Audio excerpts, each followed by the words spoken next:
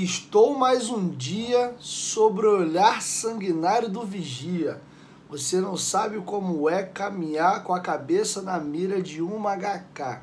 Metralhadora alemã ou de Israel, estraçalha ladrão que nem papel. É assim que eu tô me sentindo como torcedor do Vasco hoje indo para a Arena da Baixada. Aqui estou mais um dia sobre o olhar sanguinário do vigia. Você não sabe como é caminhar com a cabeça na mira de uma HK. Meu amigo, o pau tá torando, cada um pensa de um jeito, aí um briga com o outro, porra, tá de sacanagem, você é pessimista, ai, você é maluco, tu não conhece o retrospecto de Vasco Atlético Paranaense. Aí uns falam, porra, mas o retrospecto do Vasco era de merda porque a gente só tinha time de merda. Esse elenco agora é o melhor time que a gente tem em 10 anos. Aí, cara, a gente tem que usar uma palavrinha aqui que ela é fundamental, mas infelizmente ela quase não existe mais nos dias de hoje, que é, em primeiro lugar, respeito e, em segundo lugar, empatia, cara. Se você tem uma personalidade, se você pensa de um jeito, é um direito seu. Se o coleguinha pensa diferente de você, é um direito dele. Nenhum e nem o outro tá errado, sendo que ambos enxergam a vida por um prumo. Eu sou da linha que, infelizmente, o Vasco, como torcedor, me machucou demais, que eu não confio no Vasco. Até eu readquirir a confiança no meu clube, vai levar um tempo.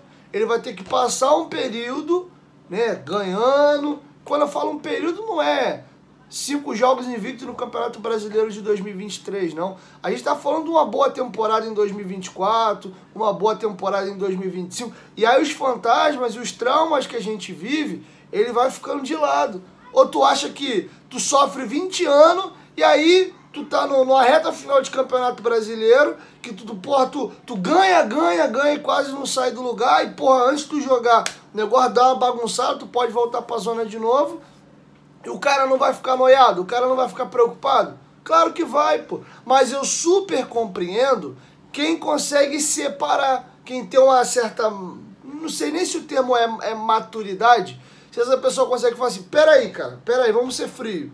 Tá, uma coisa é uma coisa, outra coisa é outra coisa. Esse elenco não é o elenco do ano passado, do retrasado, nem o outro. Essa galera não tem nada a ver. Inclusive, esse elenco não é o mesmo do primeiro turno, tá? Então, cara, cada jogo é um jogo, cada história é uma história. O que se dane, eu não quero saber do pra trás, eu quero focar no hoje. E tá tudo bem. Aí o cara tá animado, o Vasco vem de 5 jogos sem perder. O Atlético Paranaense vem de 5 jogos sem vencer, perdeu para Palmeiras, Corinthians, fora de casa, e empatou 3 jogos em casa. Bahia e mais 2 clubes agora que eu não vou me recordar de cabeça. Período que eles perderam o Vitor Roque. O Vitor Roque volta hoje, logo contra o Vasco. Enfim, tem muito assunto aqui pra gente discutir. Então vou pedir para você deixar o like aí no começo do vídeo. Quem for novo aqui no canal, por favor, já se inscreve, ativa o sininho das notificações e segue minha conta pessoal no Instagram. Pra brincadeira ficar legal e ficar maneira, você aí que é bom de palpite, faz a sua fezinha hoje lá na 1xBet. O link tá aqui no primeiro comentário fixado. Para quem é novo, estiver se cadastrando pela primeira vez, use o cupom promocional Futebolaco com Temudo esse ano final, que eles dobram o seu primeiro depósito, tá? Mas é só no primeiro depósito que eles dobram usando o cupom, e aí você pode apostar na principal casa de apostas do mundo, excelentes cotações, empresa séria com credibilidade, você não vai ter problema para fazer suas apostas aí e receber, além de você ter todas as principais e grandes ligas do mundo, e não é só futebol, tem NBA, tem beisebol, tem todos os tipos de eventos que vocês gostarem, tá? Além disso, vocês ajudam demais aqui o meu canal. Esse é o nosso principal parceiro aqui do canal. Se você gosta do canal do Dieguinho, se você gosta do Futebolaço e quer apoiar esse projeto, quer que ele continue no ar, já faz seu cadastro lá na 1xBet. Dieguinho, não vou apostar hoje não. Não tem problema. Você fazendo o cadastro lá, já tá me ajudando. Aí quando você quiser fazer uma fezinha, você vai lá e faz na 1xBet. Posso contar com vocês? Agora, contem comigo para dar as informações. Eu vou chegar já no jogo entre Vasco e Atlético Paranaense, mas eu tenho que trazer algumas informações aí de bastidor muito importante. O Vasco conseguiu uma vitória enorme ontem e tomara que consiga outra grande vitória hoje. A vitória que o Vasco conseguiu ontem foi fora dos campos ao conseguir homologar um plano de pagamento de dívidas na Câmara da CBF, tá? O Vasco celebrou demais. Vamos aqui a nota oficial do Vasco falando desse acordo. A SAF do Vasco da Gama continua trabalhando para renegociar as dívidas assumidas e, com isso, apresentou o pedido de plano de parcelamento coletivo de débitos perante a Câmara Nacional de Resolução de Disputas, que é a CNRD, da Confederação Brasileira de Futebol, que é a CBF, para pagamento dos débitos existentes até a constituição da SAF. Os processos envolvem atletas, treinadores, agentes e outros clubes brasileiros. O plano está em linha com a nova fase do Vasco, cujo objetivo é organizar as dívidas e manter o futebol forte, tendo responsabilidade financeira. Em virtude do sucesso nas negociações, a ampla maioria dos credores aprovou a proposta apresentada pelo Vasco. Com isso, nesta sexta-feira, dia 24 de novembro, a CNRD publicou a homologação do plano, que tem como objetivo o pagamento mais de 60 milhões em dívidas. O Vasco realizará pagamentos mensais e já no primeiro pagamento quitará 23 dos 70 processos que compreendem demandas existentes na CNRD desde 2018. Além disso, o Vasco já realizou a individualização de mais de 2 milhões em fundo de garantia dos credores trabalhistas. Parabéns ao Vasco pelo acordo, um golaço da Vasco da Gama SAF, e o Vasco tem focado em pagar as suas dívidas. Acredito eu que um pouco desse atraso do primeiro semestre, que segundo o Lúcio Barbosa já era previsto, porque as despesas operacionais e os compromissos assumidos no primeiro semestre é maior do que o volume de dinheiro que entra no clube.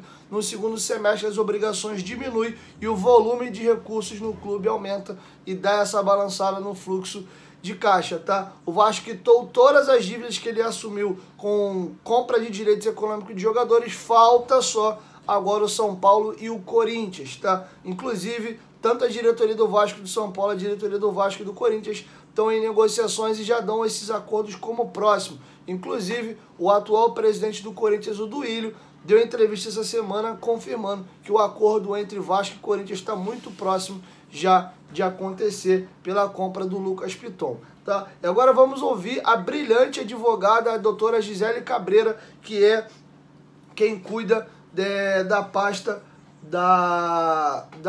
jurídica do Vasco, é a CEO jurídica do Vasco. Vamos ouvir aqui a doutora Gisele Cabreira numa entrevista que ela deu ao companheiro Bruno Braz, da UOL. O ecossistema do futebol voltou a confiar no Vasco, e a aprovação desse plano é mais um indício disso. O plano coletivo homologado na CNRD afasta o risco do Vasco de sofrer punições esportivas por conta de dívidas contraídas anteriormente, além de permitir que negociemos diretamente com os credores. O departamento jurídico montou uma força-tarefa para contatar clubes, agentes, atletas e treinadores e apresentar a seriedade do projeto. A retomada do Vasco conta como referência do futebol. A retomada do Vasco como referência do futebol nacional passa também pela recuperação de nossa credibilidade no mercado, tá? Então tá feito o registro aí da doutora Gisele Cabreira ao Bruno Braz do UOL. Para encerrar essa questão jurídica, o Daniel Amorim, mais uma ação aí válida ainda pelo clube associativo, entrou na justiça contra o Vasco, cobrando R$295 mil. Ele, inclusive, na ação ajuizou a SAF também e o juiz negou, até porque a SAF ela só é responsável pelos débitos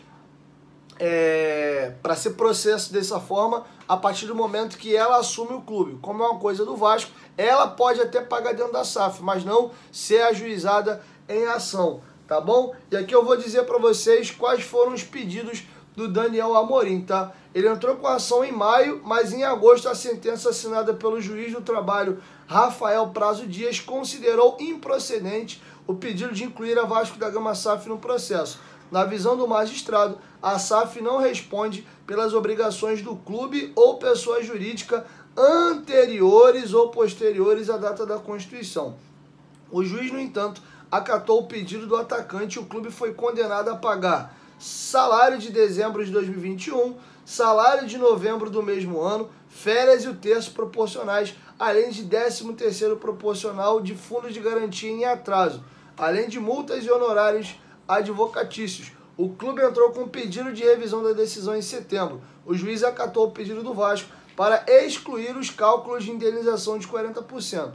O não depósito do fundo de garantia para jogadores e funcionários foi um problema constante no Vasco nos últimos anos e foi acionado na Justiça várias vezes. Inclusive, na fala aqui da informação que eu trouxe para vocês da nota do Vasco, é citar essa questão de fundo de garantia, tá? Então, tá decidido aí, o Vasco terá que pagar R$295 mil ao Daniel Amorim, que era reserva do Germancano na Série B de 2021. Ele jogou 22 jogos com a camisa do Vasco naquela temporada, marcando 4 gols. Hoje o jogador veste as cores da Tombense, tá bom? Agora vamos caminhar aqui para o jogo, né? Vamos falar da partida.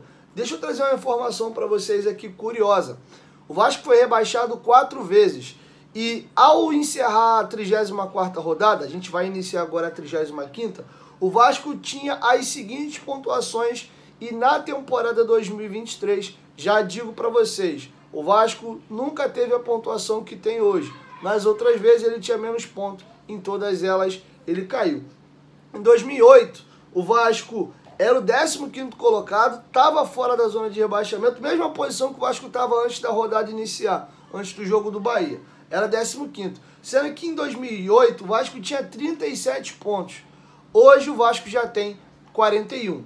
Em 2013 o Vasco já estava na zona de rebaixamento com 37 pontos. Você vê como a pontuação ela muda de ano para ano. No ano 37 pontos era suficiente para você ser o 15º, 2 posições acima da zona. Já em 2008 não. Tu não só estava na zona, como tu era o segundo dentro da zona. Nem para ser o primeiro da zona servia em 2013. Em 2015 foi o ano que o Vasco teve a menor pontuação, 33 pontos. Ele era o vice-lanterna a essa altura. Em 2020, o Vasco era o primeiro time fora da zona com 37. Ou seja, literalmente muda de ano a ano.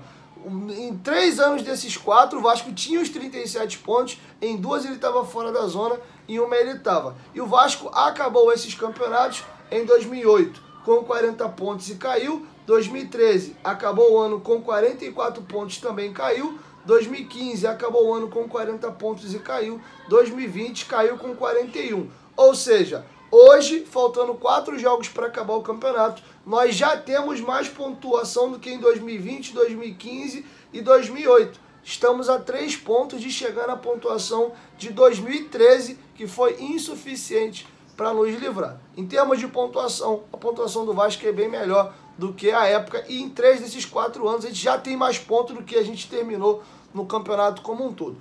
Porém, uma coisa bem diferente desse campeonato para os demais. Acredito que a nota de corte desse ano vai ser alta. Vai ser mais ou menos 46 pontos. É o que eu estou calculando. 44, 45. Dificilmente tu vai se salvar. Vai ser entre 46 e 47. Talvez seja a nota de corte mais alta da história do Campeonato Brasileiro. Porque vejo o Bahia pontuando bem. Vejo o Vasco com condição de pontuar. Cruzeiro, idem, e também a equipe do Santos, tá? Ainda tem o Corinthians aí que pode se embolar nessa reta final. Então acho que a nota de corte tende a ser bem alta, tá? Agora vamos falar da partida. O Atlético Paranaense vem de 5 jogos sem vencer, 3 empates e 2 derrotas. O Vasco vem de 5 jogos invicto, 3 vitórias, 2 empates. O Atlético Paranaense para essa partida tem o retorno de 2 jogadores importantes. O Vitor Roque, que teve uma lesão de tornozelo e dizia-se até que ele tinha perdido a temporada, mas não. O jogador volta logo contra o Vasco. Inclusive, foi nosso algoz no primeiro turno, estreia de Ramon Dias dentro de São Januário. Perdemos o jogo aquele dia por 2-0, por 2 erros grotescos do Puma Rodrigues, que na rodada anterior nos salvou, nos ajudou, né, na construção do placar de 2-2 contra o Cruzeiro, fazendo um golaço lá no Mineirão. Tá, o Vitor Roque, a princípio, não se sabe, mas a princípio ele deve ficar no banco de reservas e entrar no decorrer da partida. O mesmo vale para o Madison, ele mesmo, ele veio do ABC de Natal para o Vasco, mas jogou durante um bom período no Vasco, também estava fora e retorna, tá? A equipe do Atlético Paranaense deve ir a campo com a seguinte formação, atuando num 3-4-3, goleiro Bento, tripé de zagueiros, Kaká, Thiago Heleno e Esquivel, e aqui uma linha de 4, como alas, Coelho na ala direita, Canóbio na ala esquerda. 2 volantes por dentro, Eric e Fernandinho. O Eric cumpriu suspensão na última rodada e é reforço, volta para jogar o Atlético Paranaense. Tripé de atacante, Zapelli, né, que na verdade ele era até meia, camisa 10 quando foi contratado, tá jogando de ponta esquerda.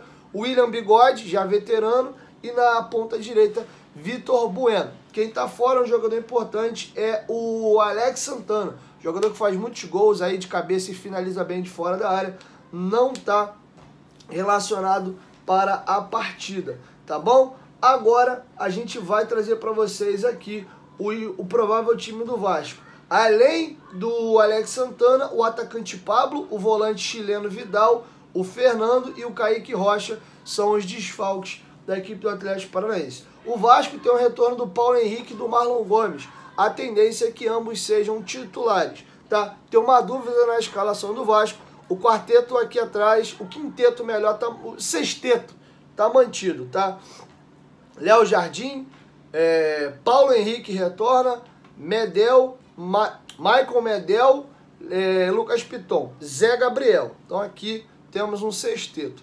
Paulinho, também mantido. Aí aqui mora uma dúvida. Qual é a dúvida? O Praxedes, que vem muito mal, pode sair para o Marlon Gomes jogar na dele de volante, fazer Marlon Gomes, Paulinho e aqui o Zé Gabriel. Seria um meio de campo muito bom, com muita vitalidade.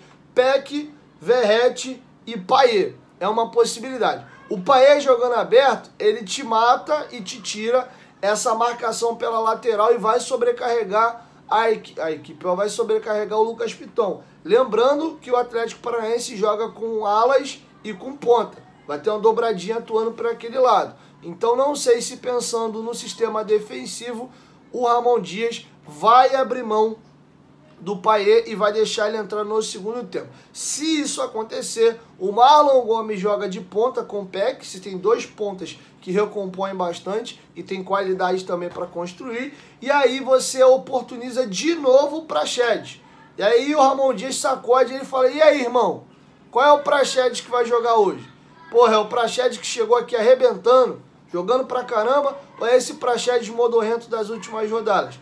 É uma possibilidade. O Praxedes é um jogador que goza de muito prestígio, lá ele, né, com o técnico Ramon Dias, tá? Então esse é o provável time do Vasco. A dúvida é essa: ou o Marlon Gomes é certo de estar no time. A questão é ou Praxedes ou Payet. E aí, dependendo de quem dos dois esteja em campo, o Marlon Gomes joga de ponta ou joga de volante. Quem tá fora é o Rossi, né, o Orediano, vocês já sabiam, o Patrick de Luca.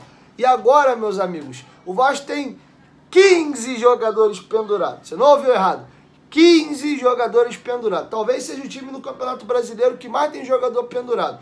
Dos 15, sendo 7 titulares, ou seja, só 4 jogadores titulares do Vasco não estão pendurados. E alguns reservas imediatos também estão pendurados. Vamos à lista: Barros, Gabriel Peck, Léo Jardim, Léo Pelé, Maicon, Marlon Gomes, Praxedes, Puma, Ryan, Robson, Sebastião, Serginho, Zé Gabriel, Paulinho e Zé Vitor.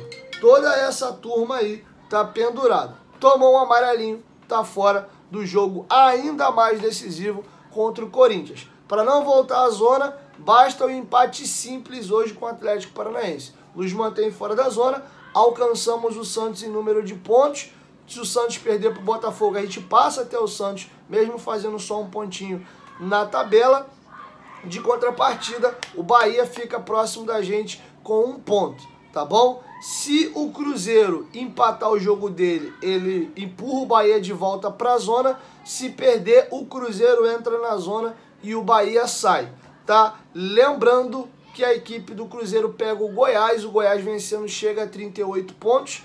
Caso Deus o livre de derrota da gente, o Goiás também já fica a 3 pontos do Vasco, mas em contrapartida breca a equipe do Cruzeiro. Um empate entre ambas as equipes, né, faz com que o Cruzeiro nos ultrapasse se a gente perder hoje. Se a gente empatar, mantém.